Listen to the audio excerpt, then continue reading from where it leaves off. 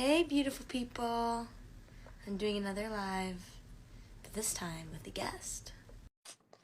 Hey, everyone. I'm doing another live. I know, 2 lives back to back. What is going on? But I have somebody that I'll be joining. Oh, hello. Hello, Miriam. How you doing? I'm very well. What about you? Very good. Are you in New York now? Where are you? Because you're traveling I a am. lot. Yes, I'm in New York right now. Yeah. Great, great. So, hello from Greece then. From where are you based right now? I'm in Greece at the moment.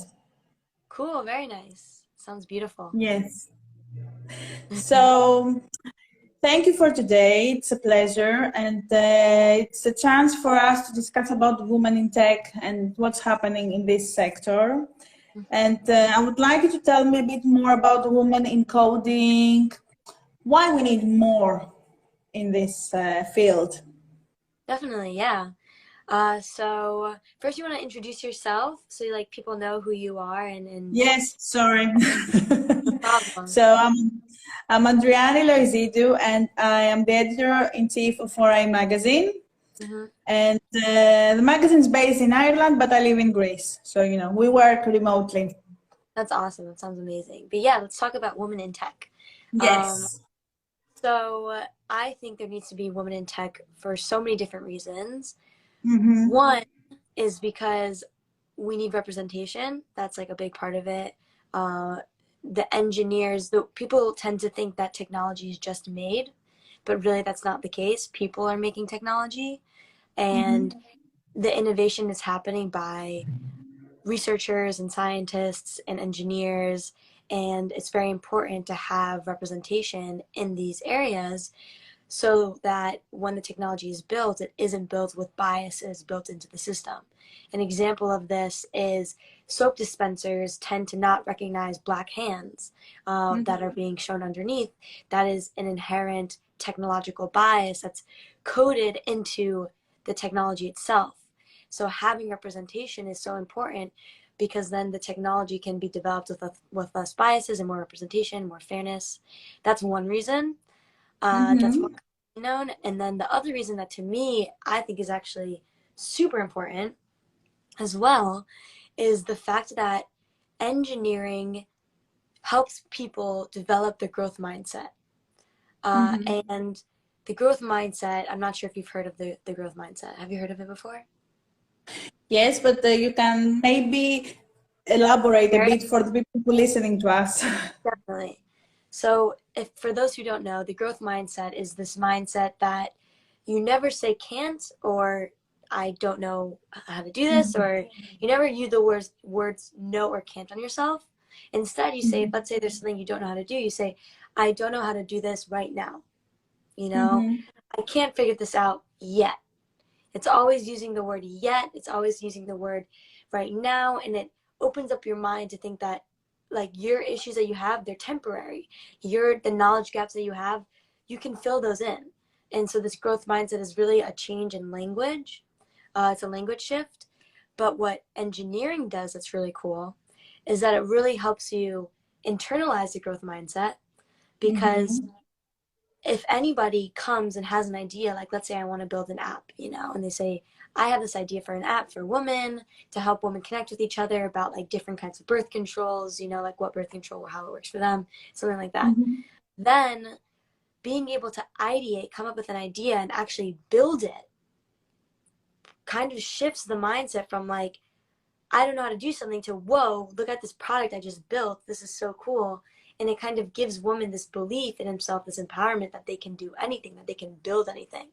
So this empowerment, this matter of fact knowledge to know that you can actually build anything is very empowering and allows girls and anyone who gets into engineering to really develop this mindset that if you have an idea, you can learn how to actually make it happen. And that can Mm-hmm. be applied in engineering and in any other aspect of their lives. That's one of the reasons why I think it's so important for women to get into coding, because it's not just about building things and having representation, but it's also about believing in yourself. And engineering really gives women this belief that we really need in all aspects of our lives. Mm-hmm. And are there any women that you admire? in technology? So so there's two women that come top of mind when you ask this question. So one, Mm-hmm. she's not in technology, but I would say she's my idol. I look up to her immensely. Condoleezza Rice. She was the Okay. Secretary of State of Mm-hmm. of the U.S. and head of national defense and right hand to like Bush and just like so many. She was provost of Stanford. Now she's a professor Mm-hmm. there and a director. She is really one of my biggest idols right now. Her story is incredible. There's a memoir written about it, Condoleezza Rice's memoir. So I definitely recommend people reading it. It really inspired me. She came from a small town in Montgomery. Um, didn't know what she wanted to do, was constantly switching. She wanted to be like a professional figure skater, and then she decided that she really liked like a different subject, and she liked history, and then she liked Russian politics, and she was always just jumping all over the place. And I think that I really like was able to relate with her for that, just kind Mm-hmm. of not knowing what you want and finding so many things to be super interesting. And I think that right now today there's this like pressure that you need to know what you want to do to be successful, and I completely and utterly disagree with that. I think there's two quotes that have been standing out to me this past year in particular that I've been kind of like Mm-hmm. living by. One is that there's no linear path to life. There's no right way to live your life. There's no you go to high school and then you go to college, then you get a job. That's one way to do it, but that's not the only way. There are so many more things Exactly. that anyone can do, and it's really just about being genuine to yourself and following what feels right. And then by doing so, you'll still be successful and be fulfilled. I think so. And then the other quote that I live by is that we all have our own timeline. Like it's very Mm-hmm. easy to compare yourself to other people and be like, oh, my friend, she's my age and she has this incredible company or an incredible boyfriend or an incredible job or is traveling the world. Or it's so easy to compare yourself to others. But we all have to internalize and remind ourselves that we all have our own timelines and everything will happen in due time as long as we stay genuine and just follow what feels right. And just have that belief in ourselves, which is hard, but I think it's a good reminder. And so, yeah, Condoleezza Mm-hmm. Rice lives by that a little bit too. Mm-hmm. And I mean, now I think more than ever, lots of people changing careers, and Hmm. that's part of, you can actually, you don't have to have right or wrong. You can actually change career, even if you studied something, you can do something else later in life. Right, exactly. So tell me about your podcast. I know that you have a podcast. So would you like to talk about that? Yes, yes. So I started this podcast called Faking It. The first episode is Mm-hmm. actually really exciting because it's just me talking and I'm just saying Okay. hello to the listeners. I'm calling them my Faking It fam. So I really wanted to be like a family. Mm-hmm. And the whole podcast in itself was me faking it. It came to Mm-hmm. be because I was having really incredible conversations like this conversation right here that Mm-hmm. I just wanted to live on, that I felt so empowered by talking to these like really incredible people all over the world. And I would always take away some message from them. And I was like, okay, how can I share this conversation with other people too? The takeaways that I took and give it back somehow. And it felt like a shame to not do that. And so that's why I kind of decided to start recording conversations. And so I was in my bedroom one night, lying in my bed and journaling about how like I love having these conversations. I was at Stanford senior spring and I was like, I guess it'd be cool to make a podcast and record them, but that sounds so stressful. What will it be about? What will I name it? All of these things, like Mm-hmm. it's just too much. I have never done anything like this. It's just too much stress. So I was like, okay, let me break it down. Let me not worry about a podcast. But what I do know is that I want these conversations to live on. So let me just Mm-hmm. rent a microphone for free. Stanford lets you rent these like equipment for free, uh, Mm-hmm. and just record them. That's it. I'm not going to think of a name. I'm not going to think of a title or what the podcast will be about. Let me just start recording conversations. And that's what I did. I started carrying this microphone around in my backpack. It's literally right now in my backpack. I just carry it around with me. And whenever I was like talking to somebody at coffee and I was like, hold your thought. We're getting into something really interesting. I actually like what we're about to talk about. Is it okay if I pull my microphone out and record it? And my friends are like, yeah, sure. Like pull your microphone out. So I just put the microphone on the table, plug it into my phone, start recording the conversation. And I did that. I started just recording cool conversations I was having with friends. And then I went to Israel this past summer and I met this tech influencer, Hillel Fold, and Mm-hmm. I just started talking to him and he asked me like, what's getting you excited in life? What's exciting? What's giving you excitement? And I was like, well, I like empowering women, so like anything in that realm gets me excited. And he's like, okay, but what does that look like? Like, what are you doing? You know, what is it, something that you do that gets you excited? And I was like, Mm-hmm. I like traveling, you know, and and then he's like, okay, what else? And so I was like, well, I've been recording these episodes. That's been fun for me. And he's like, okay, then do it. And I'm like, yeah. And he's like, no, but you should do it. Like, make it a thing. Like, if this is getting you excited, like, the money will follow. The followers will come. Like, it will become something as long as you put your heart in. And that kind of inspired me.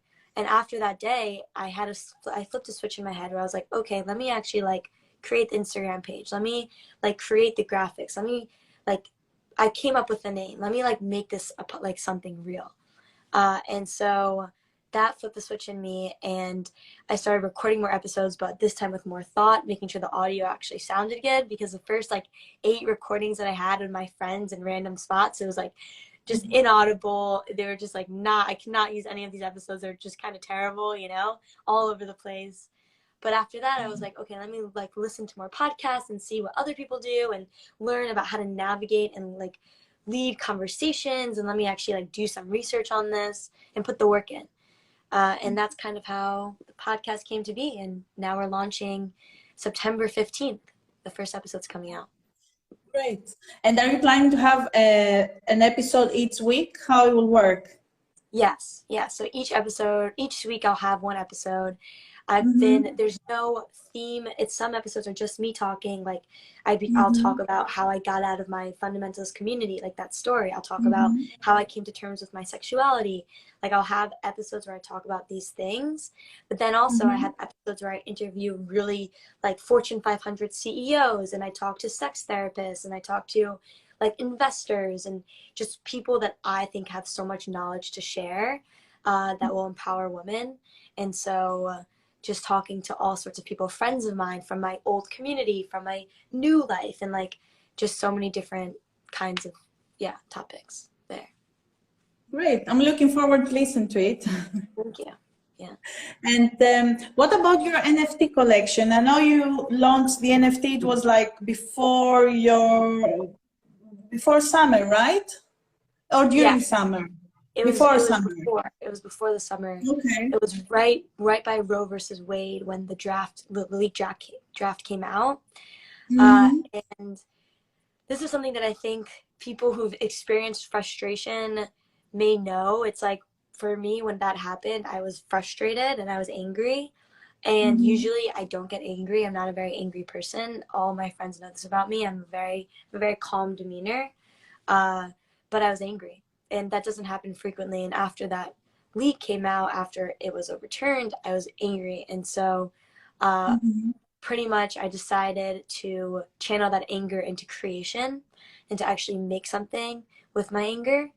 And Mm-hmm. so that's how this podcast came to be. Podcast is on my mind. The NFT collection came to be. I decided to make this collection that all the money goes to it's called cute uteri, and all the money Mm-hmm. goes to reproductive rights organizations. And another thing that was cool about it is that I wanted to get more women into crypto. And so by creating this NFT collection, I was able to actually teach women how to create crypto wallets and then get an NFT. Some I gave out for free just to get more women in the space, and then also raise money for reproductive rights organizations. Yeah. Mm-hmm. How can somebody get involved in crypto space, and how important is it, you Yeah. think? So to get involved, like I have on my website, miriamhaart.com, I have articles of how like Mm-hmm. people can get involved. Like, so that's one thing that could be helpful for people. And but the reason it's important for women to get involved is because Web3 in this crypto space, blockchain, they're kind of recreating the new version of the internet to an extent. Uh, Mm-hmm. and it's kind of like the 1990s where the internet was invented. It's like a new wave of underlying architectural technologies. Mm-hmm. And it's so important, like I said, for women to be involved in these spaces, because if they're not involved, that inherently they'll be excluded from how these technologies are made, how the structure is built. And that's really scary to me. That's very upsetting. That's like one reason why I think it's so important for me. The main reason I'm in this space is because there's just not enough women there, and I need to represent. Mm-hmm. I need to bring more women in, and I feel like I have the capabilities to do so. So I'm like, okay, this is important. Let's make this happen. And then another reason is because there's so much opportunity there. There are so many jobs. There are so many ways to make money. There's so much activism in this space. There's so much opportunity in Web3 for women to get really like scholarships to Web3 conferences, to get flown out places, to get like to learn. There's just so much opportunity to build and learn and grow and monetize off of this Mm-hmm. space, that I think it's so important for women to take advantage of that. And so that's another reason that's why I think it's important. Yeah. And do you think, I will ask something like in different way, how can we educate women in Web3 actually? How do you think we could educate, like in what ways? Yeah. So for one, I'm a big believer in the power of the internet. I do Mm-hmm. think any of us can go to YouTube right now, youtube.com, go to search, type in what is blockchain, watch a video. So I'm a firm Mm-hmm. believer that we can learn anything if we want to. We're in Mm-hmm. this time where if you have internet and you have a computer, you can literally learn how to be a lawyer if you really want to, you can learn blockchain. So that's one. Mm-hmm. And then two, I mean, like something that people who have the knowledge should try to share. We should try to have communities. There are so many communities. I just spoke yesterday to this girl. Her name's Izzy. Super cool person. She started this community in Web3 called Pussy DAO, and it's like like a community that's like a very feminine, cool, luxury stuff that she's doing in the space. But yeah, it's kind of just keeping the door open. And then like for me, I have this crypto workshop that is coming on Mm-hmm. October 1st, actually. Okay. So anybody can sign up for this workshop, and by signing up to my newsletter, you'll get access to the workshop. So if people want to do that, that's on my Substack, heart.substack.com. You can sign up. And yeah, like by doing this, I teach women, like it's like a Zoom video, and I Mm-hmm. share my screen and I say, all right, what the fuck is blockchain, and then I just like explain it out, and it's super chill Mm-hmm. and kind of using Gen Z language for the most part, to make it very easy to understand and also not technical, because we don't need to know how the internet works to use the internet. We don't need to know how Mm-hmm. computers work to use a computer. It's kind of like, let me just explain to you what you can do with this. What can you do with the internet? What can you Mm-hmm. do with blockchain? That's what we really need to start teaching people. What can you do with NFTs? It doesn't matter what it stands for. We don't know what HTTPS stands for. We don't know what URLs stand for. That doesn't matter. We have to get out of this very technical mindset of what these things stand for and how they work, because that's not what Mm-hmm. matters. What really matters is what you can do with them. And so Mm-hmm. that's what I try to teach people, and that's what I think people should start researching. Mm-hmm. Okay, so Miriam, it was a pleasure today. Thank you very much. Of And course. I'm looking forward for your next projects, the podcast and the workshop. I'm following you, so I will be there. I will be one of your fans watching you. Amazing. Thank you so much. Thank you very much, Miriam, and have a lovely day. You too. Have a lovely day, Andriani. Thank you. Take care. Bye. Take care.